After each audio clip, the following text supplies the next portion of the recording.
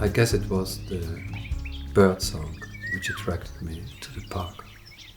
It's really beautiful to be there and listen to the bird song. And often it's not quiet. And you hear the wind or the water lapping. For 35 years I've been listening. It's devastated, some kind. It has been changed since more than 200 years, radically. But still, something good is left. I don't think it's the best place in the world. I mean, this would be stupid. If we don't do something drastic, the park as it now exists, as the largest reed beds, for instance, in Middle Europe, it will stop to exist.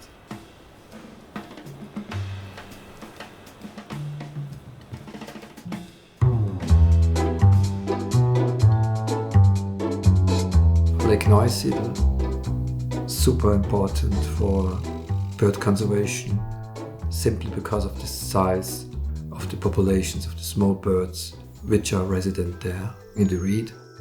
Some birds have extremely elaborate and beautiful songs. Spirited reedling. I hear another bird, probably reed buntings there. It's jing jing. And where was I? Every time you hear this is this, I can't stop that. The reed itself, it's not my favorite habitat to walk in. You have to put on the waders, you have mosquitoes, it's getting to stink inside the reed, you're sweating like hell. It's not a joyful experience. But if the reeds aren't here, the reed birds, of course, have to leave the area. And they have to find other reed beds. The problem is you don't have many reed beds in Europe now. My colleagues and me and other people advocate now that we introduce again fire management to save the space, the habitat for the bird species there. It sounds so crazy to burn nature, but yeah. I think it was 2020. There was a big fire. 3 weeks later I was there and there was those big black surfaces, and everywhere in those black surfaces you have like green reed, and it looks amazing, by the way. The right time, at the right places, it would be very good for the nature.